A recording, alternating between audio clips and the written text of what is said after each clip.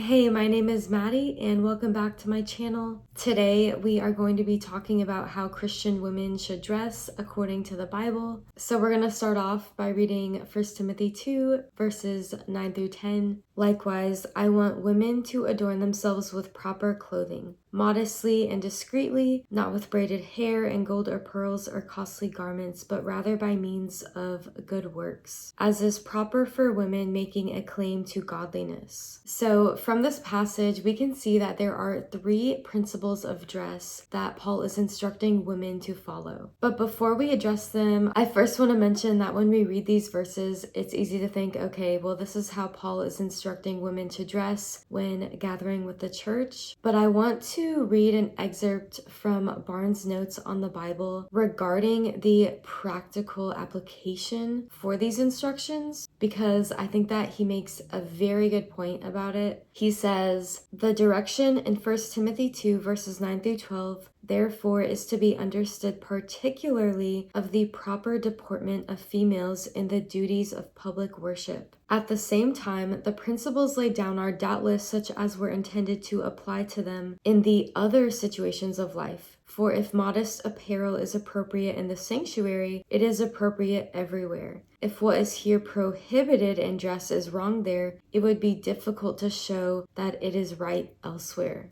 I also want to highlight the fact that Paul says in this passage that women should adorn themselves with good works and not with outward displays of extravagance, which I think that we can easily apply to our everyday lives, not only when meeting with other believers. 1 Peter 3 verses 3 through 4 essentially say the same thing as well. So that being said, let's go over the three principles of dress that Paul instructs women to follow in 1 Timothy 2. So the first principle of dress is propriety. Paul uses the Greek word kosmios for the word properly here, which means well arranged, seemly, and modest. And from the commentaries that I've read on this verse, it appears that what this word is really meaning is that women should present themselves in a way that is neat and decorous. I really like the way that Barnes' notes on the Bible puts it. He says, there is no religion in a negligent mode of apparel or an inattention to personal appearance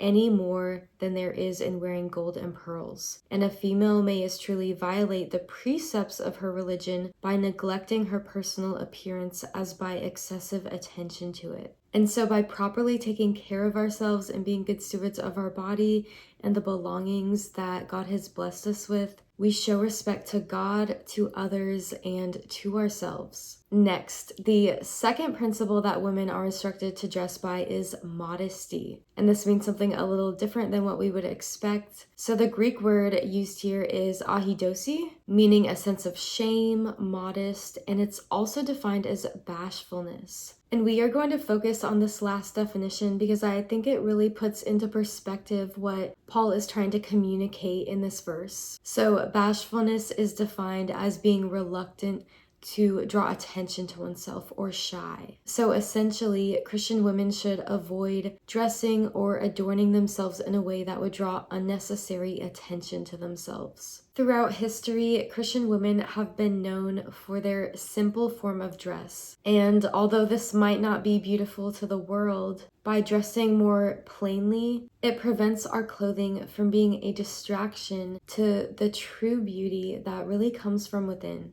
And lastly, Christian women should dress with discretion. The Greek word used for discreetly here is sophrosune, which is defined as soundness of mind, sobriety, and self-control, also as moderation as fitting a particular application or situation. The Benson commentary says that this word signifies that which will prevent all unnecessary expense. So in other words, Christian women should avoid extravagance in their appearance, but should instead dress properly as the situation calls for and should spend appropriately according to their means. Because our goal is to beautify ourselves through inward adornment, we should avoid anything that exalts self or anything that makes us feel puffed up or prideful inside, whether that is due to the way that our clothes are fashioned or styled, how much we bought them for, or where we bought them from. Proverbs 29 verse 23 says that one's pride will bring him low.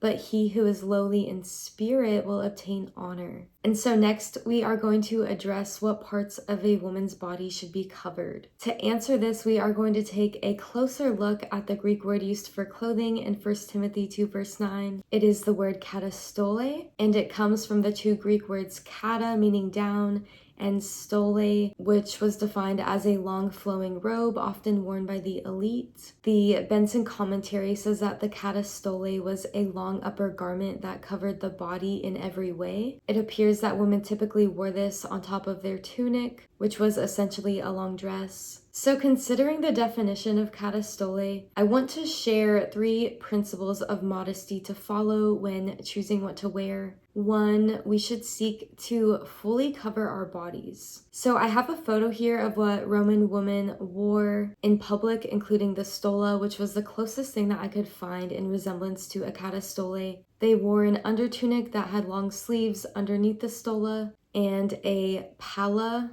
on top of the stola to cover their heads. And as we can see, this woman's body is pretty much completely covered. It appears that only the neck, hands, and feet were exposed. So considering this information, I believe that we should aspire to cover ourselves in the same way. 2, our dress should be loose and not form-fitting. The English definition for modesty in terms of clothing actually means not revealing or emphasizing the figure. So we want to wear clothes that properly conceal the shape of our bodies. I recently uploaded a video where I shared 7 reasons to dress modestly. In one of my points, I specifically talk about how because of sin, there is now shame that comes with being naked. But I want to clarify that this shame isn't because the shape of our bodies is sinful or evil. God made women's bodies beautifully and purposefully. But the shame that is biblically attributed to nakedness is due to the fact that because of sin, there is now evil that lives inside of all of us. And so in order to protect ourselves and others from sinful thoughts or acting on sinful thoughts, not that it is fully our responsibility, but everything that we do does affect and influence other people. And we are all held personally accountable for our own actions. And so because of this, we should cover our bodies and reserve the beauty of them for our husbands. And 3, our clothing should not be see-through. We do not want anyone to be able to see our skin through our clothing. The purpose of clothing is to conceal. And so we just want to make sure that our clothing is doing its job. So this leads us to the topic of pants. Now there is a debate about whether or not the instruction to wear katastole in 1 Timothy 2 verse 9 means that women can wear pants. And so I'm going to read an excerpt from this article that I found online addressing this controversy. It says, "There is no evidence that the word katastole denotes only a long flowing dress, as some suggest. It is indicative of robes in general, which were worn by both men and women. The Jews did not wear European/American style dresses. Therefore, if one were to legalistically render this verse as a command to wear a particular garment, the garment would be a robe, not a dress." I agree with this article in the sense that Paul is not specifically instructing women that they have to wear this specific robe, but is instructing women on what parts of the body needed to be covered and how. Paul could have used a much more general term for clothing in this verse, but instead, being inspired by the Holy Spirit, he chose to use this specific word, which demonstrated how women should be properly covered.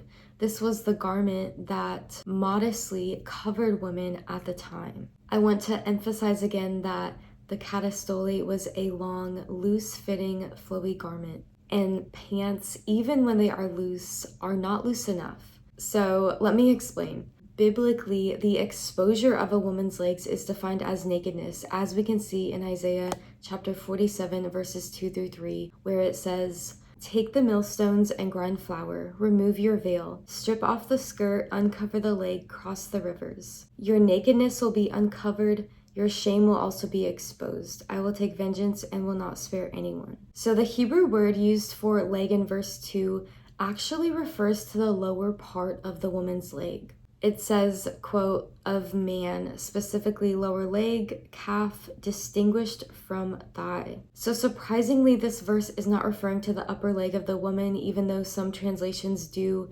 say uncover the thigh instead of uncover the leg. But this verse illustrates that even the exposure of the lower part of a woman's leg is considered immodest. The pulpit commentary says, on the way from their own city to the land of their captivity, they would have to wade through streams, and in so doing, to expose parts of their persons which delicacy required to be concealed. So this commentary is clearly supporting the idea that a woman's legs are a part of her body that should be concealed. That being said, I think it's appropriate to say that even the outlining of a woman's legs is deemed immodest, which is confirmed when we look at history. Pants have been around for centuries, but it did not become publicly acceptable for women to wear them in Western society, especially Christian women, until the 1900s, because one, pants were deemed immodest, and two, they were seen as masculine. And the immodest pants that these women were wearing were not skinny jeans, they were baggy. So overall, pants, especially modern pants, do not leave much to the imagination. Even when they are on the looser side, they typically hug and accentuate all of our curves. And even when they don't, the more baggy that the pants are, the more masculine that they are. So all things considered, I think it is safe to say that pants are not acceptable for Christian women to wear in public unless they are worn underneath her outer clothing, but technically skirts, dresses, and robes are. And so that is all I have for this video. Thank you for watching, and I will see you in my next video. Bye.